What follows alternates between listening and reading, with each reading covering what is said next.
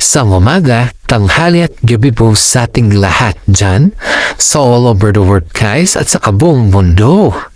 Ito po yung ating updates for today na tungkol sa Kimpaw ganap. Bago natin pisahan yung ating intro guys ay gusto ko lamang po batiin yung mga tao dyan.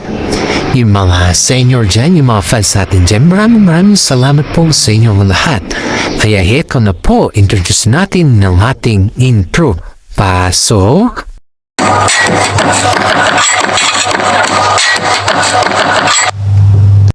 Okay, alright. Update po tayo sa Kimpaw ganap for today guys. Heto na naman tayo guys sa Kimpaw. May tatlo tayong topic for today guys ha. Heto guys.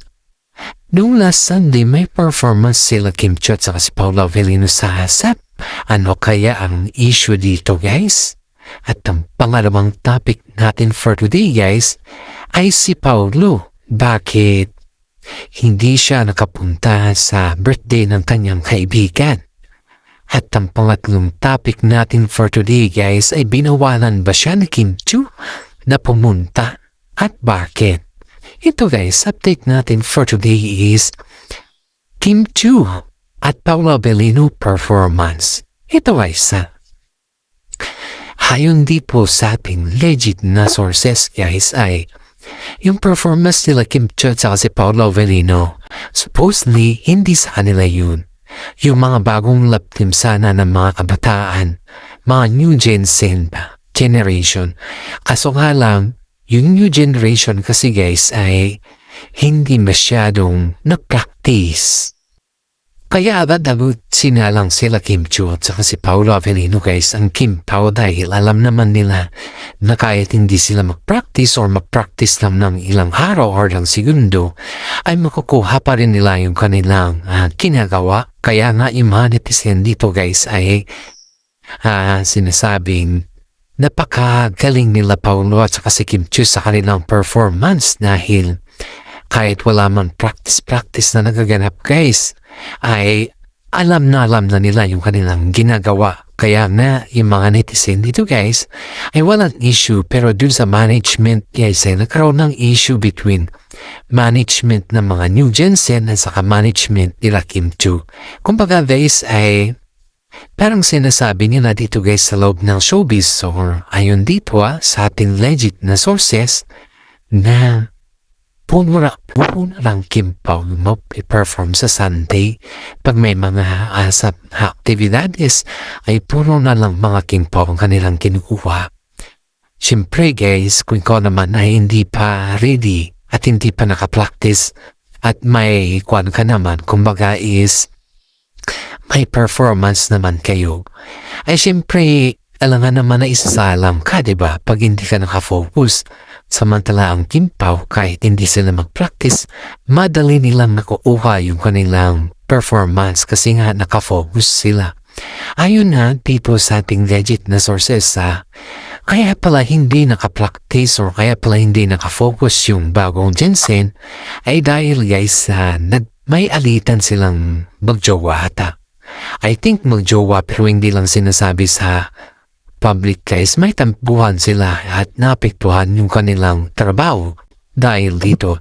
Diba sa showbiz kasi guys ay bawal kasi yung magjowa sa trabaho. Dapat kung magjowa kayo ay dapat mag-focus kayo muna sa trabaho bago ang lahat.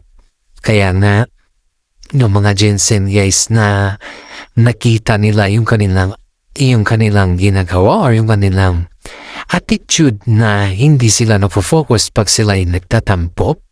Kaya pinilitan sila guys wala namang sinabing anong klaseng basta pinalitan lang sila at sinabihan sila na hindi muna sila mag-perform na lang sila pag ready na sila. Kaya nga yung mga Jensen guys na mga fans ng mga new Jensen guys ay nabigo. Hindi man kasalanan ng mga fans guys kung bakit nabigo sila sa performance sa kanilang idolo dahil hindi man nakapractice yung dalawa. At higit sa lahat guys ay hindi naman pwedeng hindi sila mag-perform. Yung mga ready, yun yung nag-perform. Kaya nga, sabi ng mga netizen na dapat kapag ikaw ay may performance or kapag ikaw ay may may performance sa Sunday ASAP, dapat matuto ka and you need to handle yourself. Hindi yung dalhin mo yung problema ninyo, yung love life ninyo na may tampuan. Kasi nga yan, siyempre, alam mo na ang patakaran sa showbiz, kailangan pag mag-perform ka, is mag-perform ka, hindi yung ang dami mo pang irarason. Supposedly guys, kabago-bago ng mga new Jinsin ngayon, noong una, okay naman sila, pero nung habang tumatagal, doon mo na nalalaman yung kanilang ugali, kaya ay management nila guys ay nagkaroon ng di pa kaintindihan, pero naayos pa rin, naayos sa magandang usapan.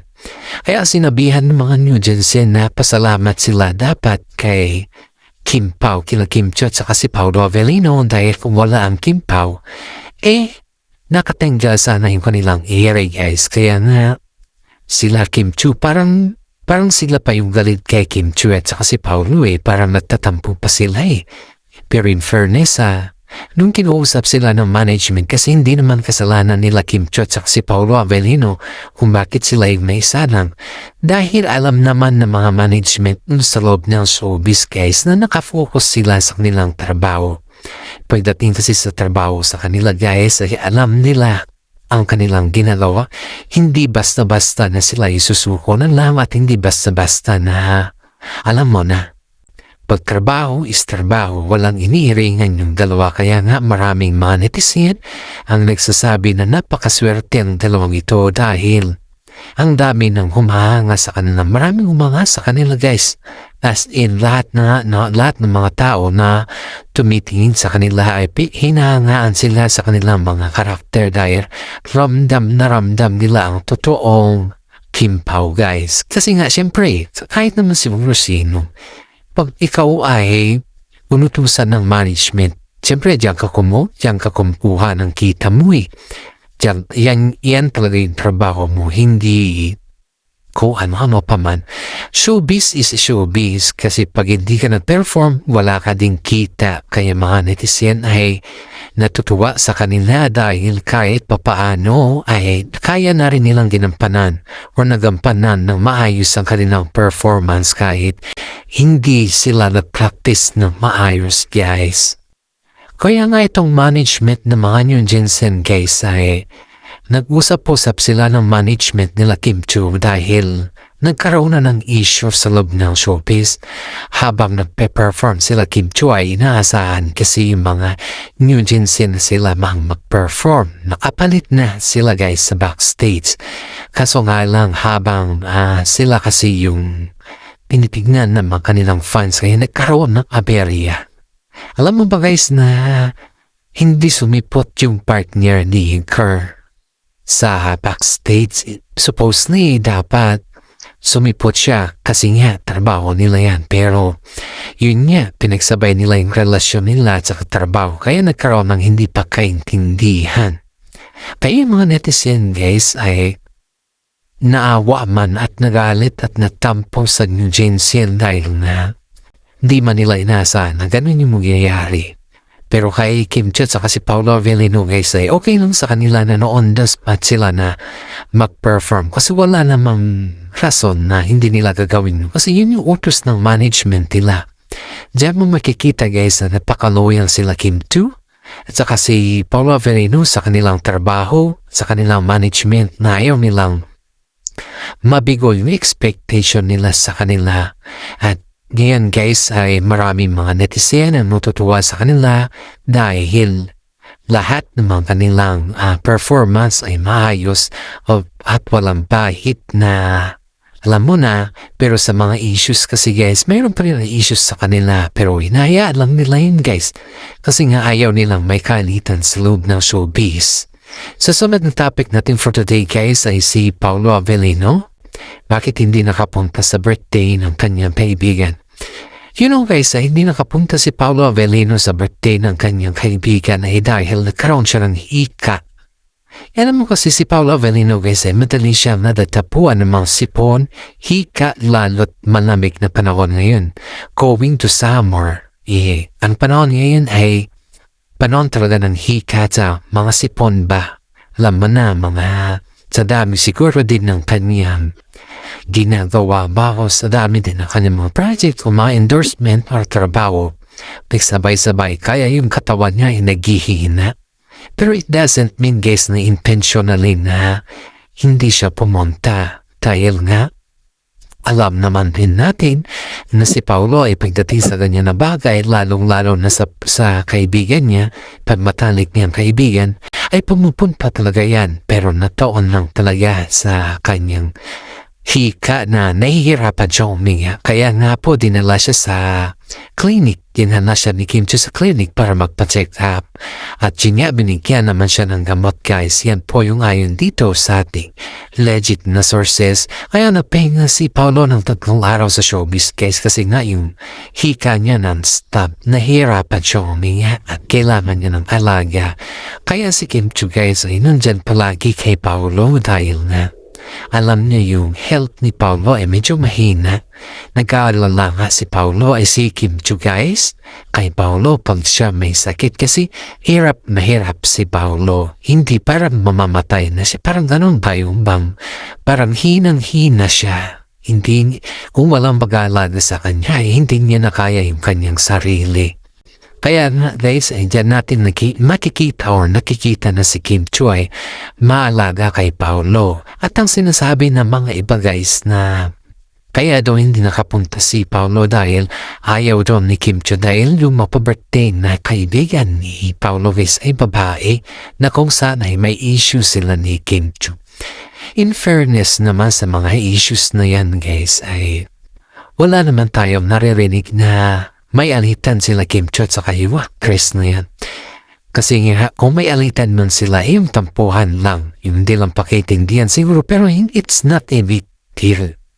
Hindi big deal, pero yung mga iba kasi ay ginagawa nilang big deal lalo pag ngayon na hindi pa nakapunta si Paulo sa kanyang birthday. Sinasabing si Kim Chiu daw yung dahilan kung bakit hindi daw siya nakapunta, pero in fairness naman, kapag inaanyaya naman si Paulo sa mga ganyan aktibidades guys ay pumupunta naman siya, wala namang dahilan para hindi siya pumunta.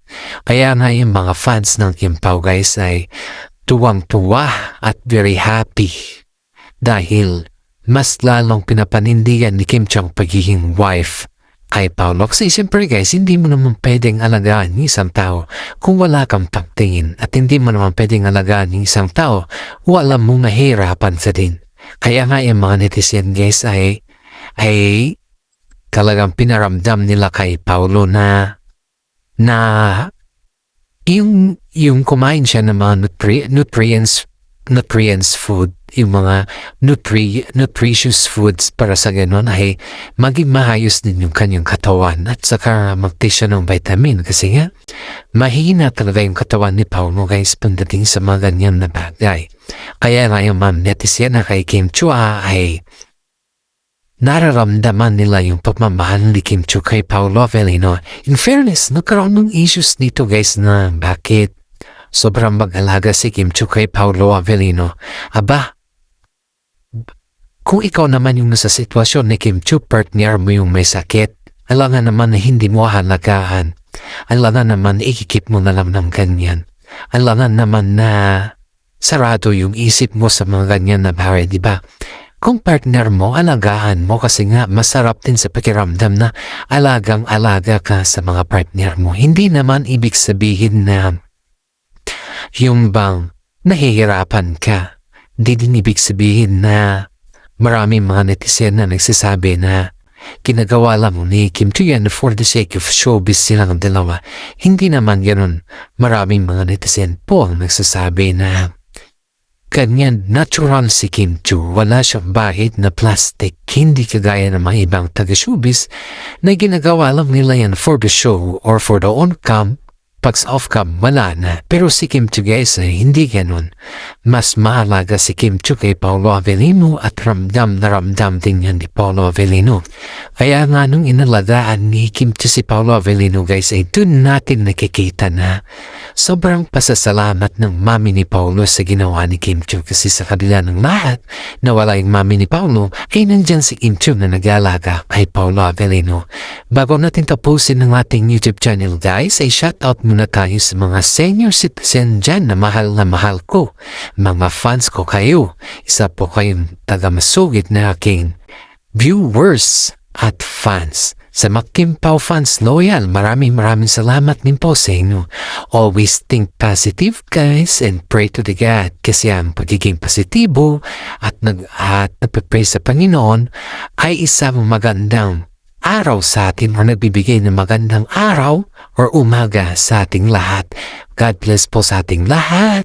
Please like, subscribe, and share na din po at panoorin hanggang dulo ang ating YouTube channel. Sa susunod na naman tayong mag-updates guys. Abangan lang po natin ang inyong aking updates. Maraming salamat sa inyo at God bless po sa ating lahat.